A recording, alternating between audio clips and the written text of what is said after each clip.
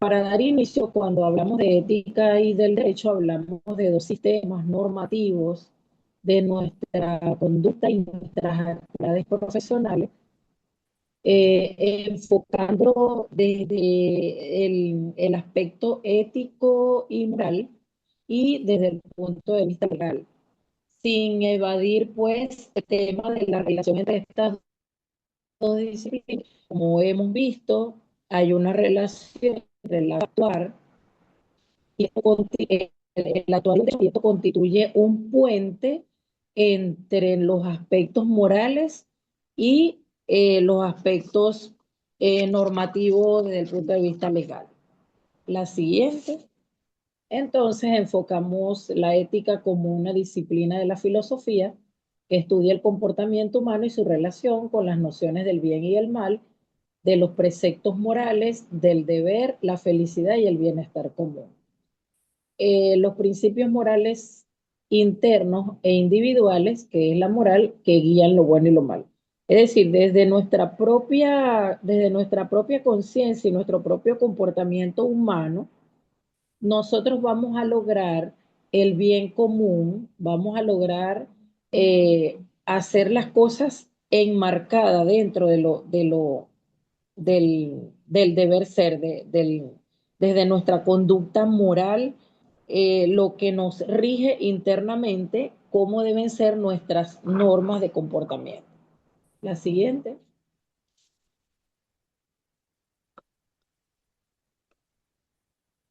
Y el derecho son un conjunto de normas que impone el Estado para organizar la convivencia con carácter coercitivo y las sanciones formales. Es decir, que desde el punto de vista ético, la sanción la impone nuestra propia conciencia, nos las imponemos nosotros mismos.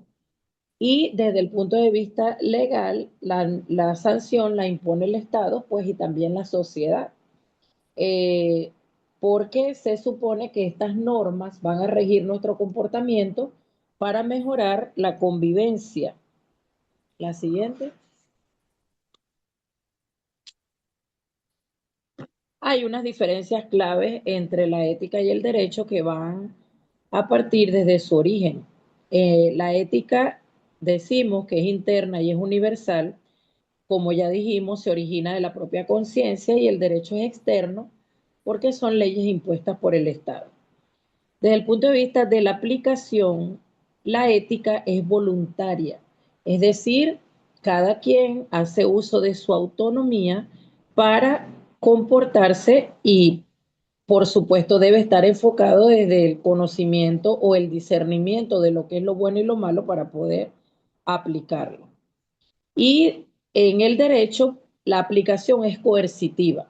Es coercitiva porque se aplica una fuerza externa para que se pueda dar cumplimiento a estas leyes. En cuanto a la sanción, hay una desaprobación social en la ética y esto está representado por una culpa. También la sanción es personal, nos cuestionamos si sabemos que hemos hecho algo malo. Y desde el punto de vista del derecho, los castigos son legales como multa y cárcel y otras sanciones que están impuestas en los códigos y en las leyes. La siguiente, por favor.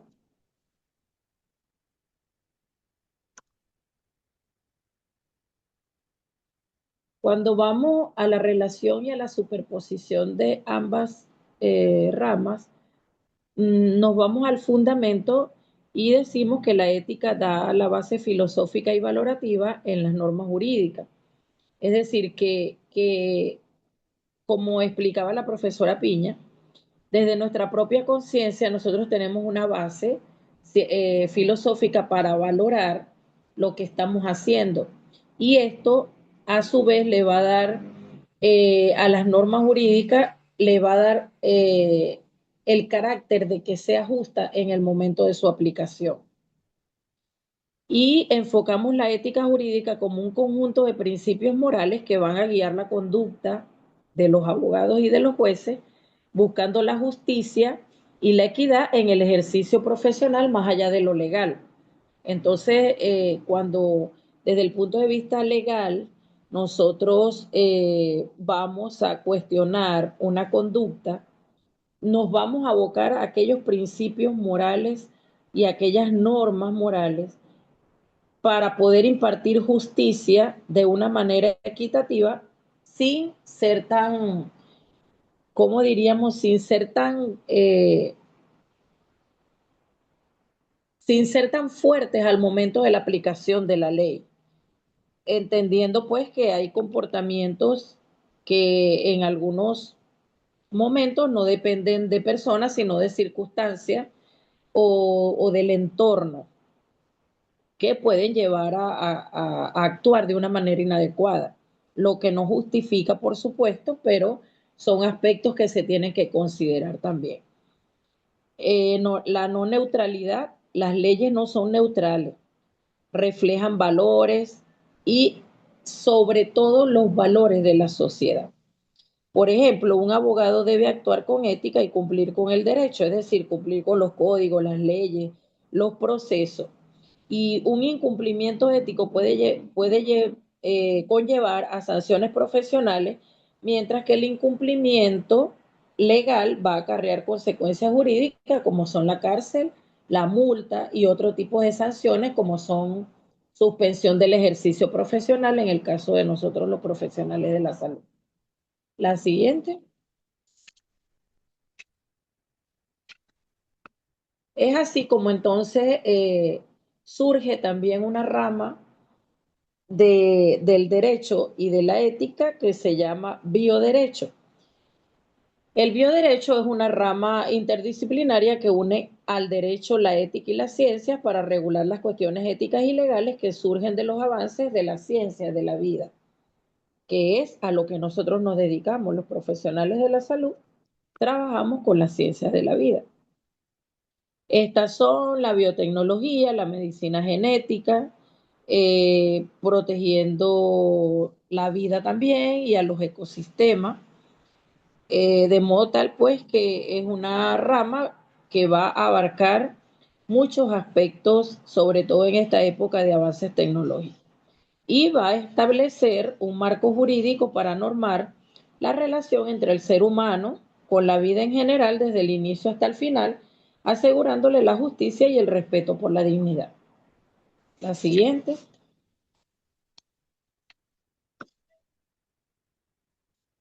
¿Por qué surge el bioderecho? ¿Por qué se origina? Se origina porque existen vacíos legales, protección, la necesidad de protección y debido a los diálogos complejos.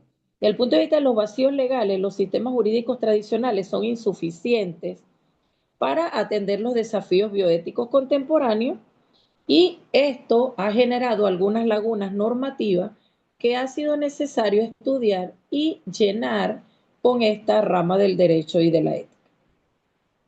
En cuanto a buscar la protección, el bioderecho va a ofrecer una nueva forma de protección jurídica para el ser humano frente a los dilemas que están presentes en este siglo. Y en cuanto a los diálogos complejos, va a buscar facilitar un diálogo entre la ciencia, la ética y el derecho, superando, por supuesto, todas las posturas polarizadas que se puedan encontrar. Es decir, tratar de resolver a través del diálogo y de manera coherente, llegar a una solución, a una toma de decisiones de la mejor manera posible sin que esto tenga ninguna repercusión negativa. La siguiente. ¿Qué aborda el bioderecho? El bioderecho aborda puntos como salud y biotecnología. Esto está referido a los trasplantes, al consentimiento informado, a la fecundación in vitro, a la investigación de células madre y la experimentación con seres humanos.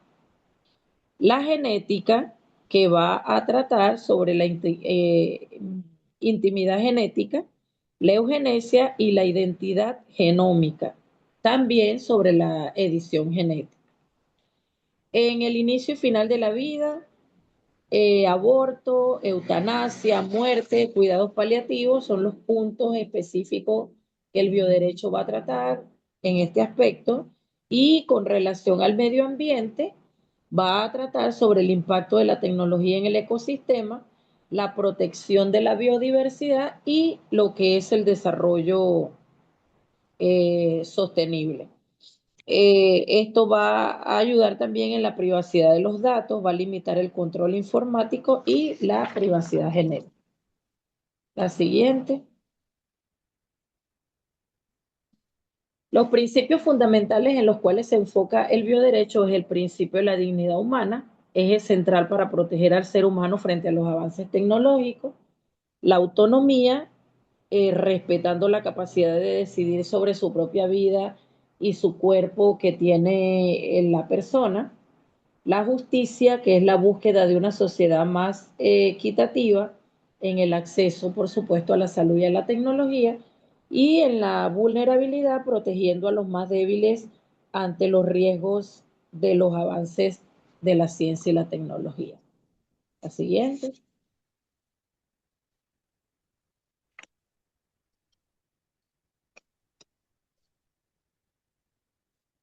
¿Cómo funciona el bioderecho? Bueno, aquí convergen ciencia, ética y derecho, utilizando conocimientos científicos y principios éticos para poder crear las normas jurídicas que van a responder a los desafíos modernos. Esto va a crear nuevos derechos porque va a buscar constitucionalizar los llamados derechos de cuarta generación o bioderechos como el derecho a la intimidad genética.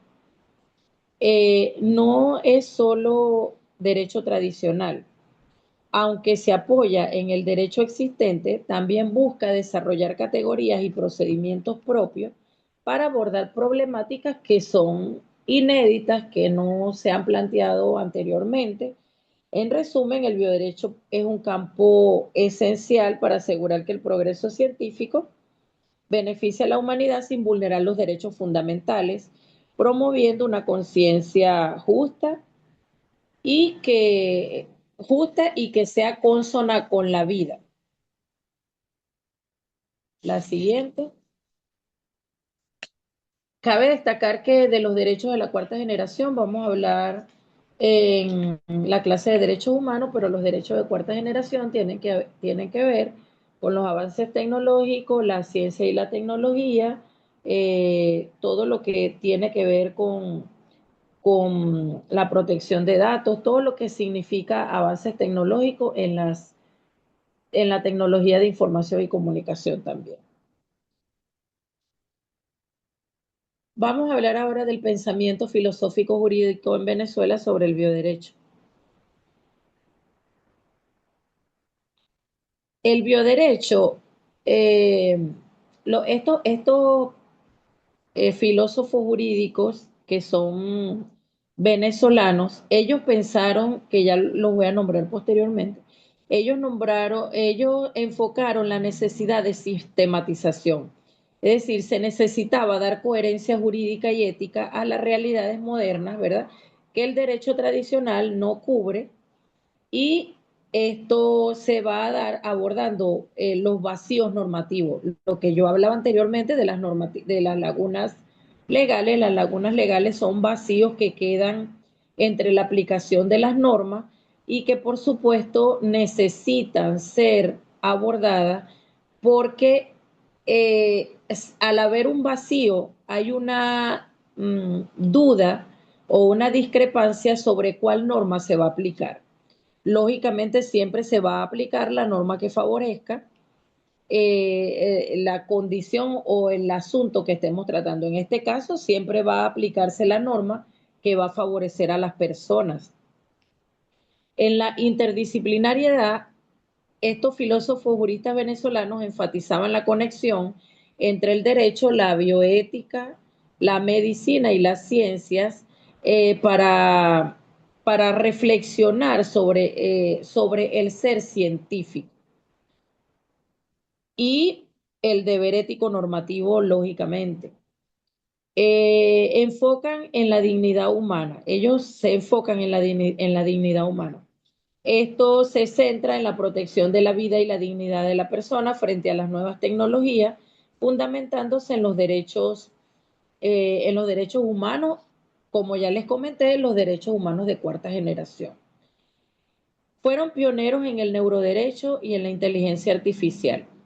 Ellos trabajaron sobre el debate, eh, ellos trabajaron específicamente sobre un debate de la inteligencia artificial, que es lo que estamos viendo en este tiempo que se ha puesto en boga, y cómo puede repercutir esto desde el punto de vista ético y legal en la vida de las personas. Trabajaron sobre la construcción dogmática, donde se hizo un gran esfuerzo por desarrollar una, una disciplina que fuera autónoma, que tuviera principios y métodos propios, no para limitar la aplicación del derecho, sino para fortalecer el debate entre el derecho y la bioética.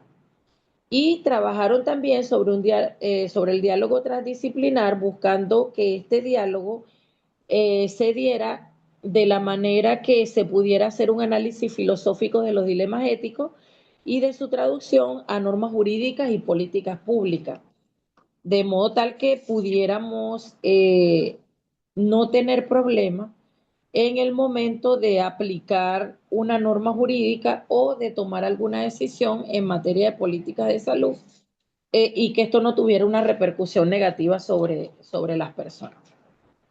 La siguiente.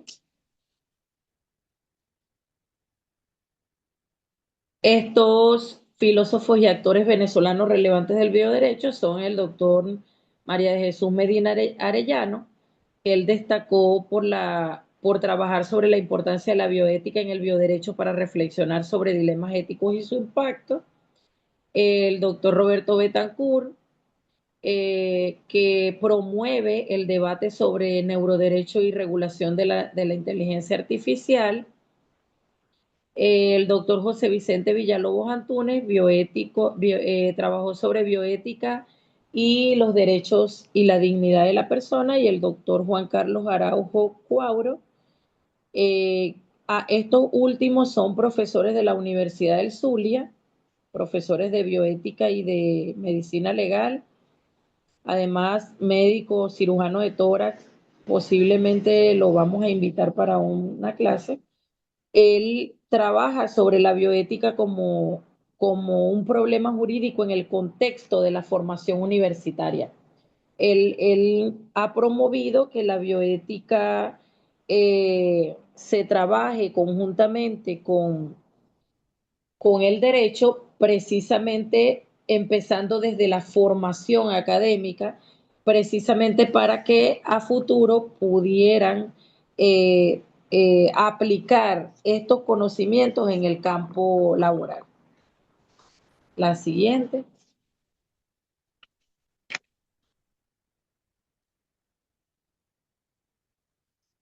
Desde el punto de vista de la responsabilidad, eh, nos referimos a la responsabilidad como,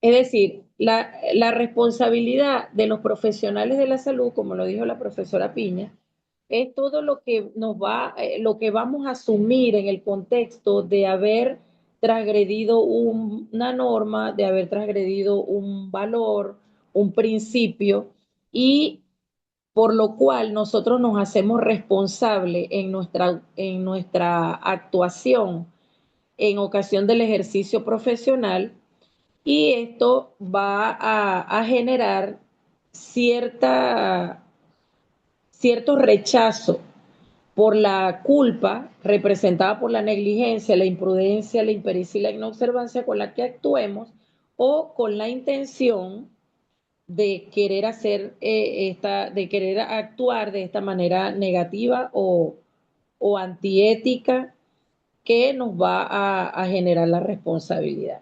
De aquí devienen las responsabilidades ético-disciplinarias, aparte de las administrativas, de las civiles y las penales.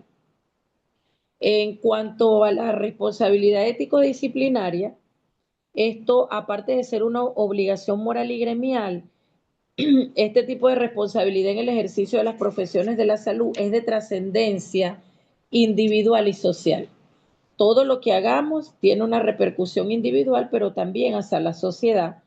Y dada la circunstancia especial de ser esta una de las profesiones más exigentes, de ser una de las profesiones más exigentes en la preservación de los principios morales o normas de conducta, eh, hay una disposición de poner, de aplicar sanciones un poco más fuertes. En el caso de las sanciones disciplinarias, esto puede conllevar a la apertura de un expediente disciplinario a través de los tribunales disciplinarios de los respectivos colegios de profesionales, pero también puede acarrear una suspensión del ejercicio profesional. ¿Cuándo se genera esta responsabilidad? En el caso de la responsabilidad administrativa, esta va a generar sanciones de multa y también de suspensión del ejercicio profesional para aquellos profesionales que hayan incumplido las obligaciones que impone la ley. Quiero decirles que hay un tema de responsabilidad posterior a este, en el cual vamos a detallar mucho más lo que es la responsabilidad de los profesionales de las ciencias de la salud. Y se va a generar también una responsabilidad civil que está determinada por la obligación de reparar el daño que le causamos a otro por una conducta irresponsable o por una conducta dolosa, donde tengamos la intención de causar el daño, o también por una conducta culposa, que se refiere a que no tuvimos la intención, pero que de igual manera causamos el daño por negligencia, por impericia, por imprudencia y por inobservancia de ciertos reglamentos. Esto eh, no va a tener excusa de cumplirse aun cuando haya una responsabilidad de tipo penal, administrativo o disciplinaria.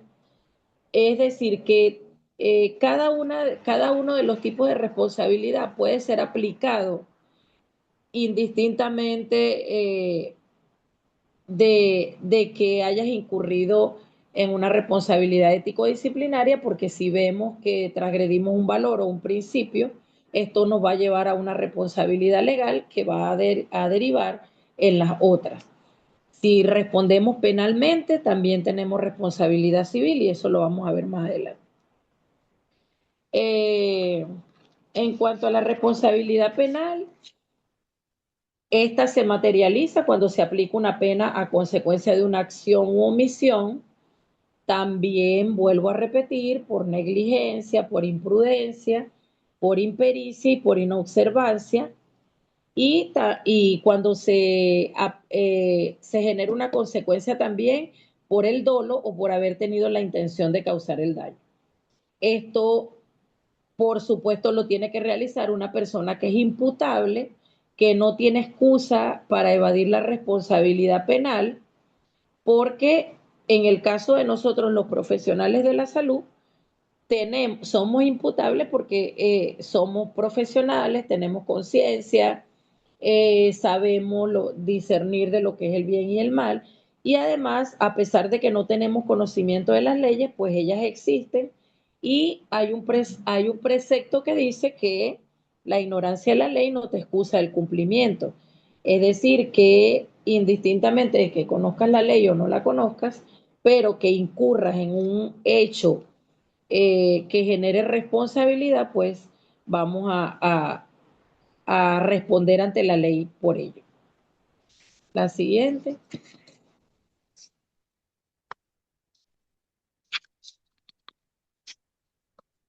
Y voy a terminar citando un pensamiento de Immanuel Kant. La libertad es la capacidad de obedecer la ley que uno mismo se ha dado. Es decir, nosotros debemos actuar en base al conocimiento y al conocimiento de nuestros principios y nuestros valores, de modo tal que esta libertad de actuar pues sea consona con la obediencia hacia la ley y por supuesto nos ponga en un mínimo de riesgo jurídico. La siguiente. Gracias por su atención. Cualquier duda o pregunta,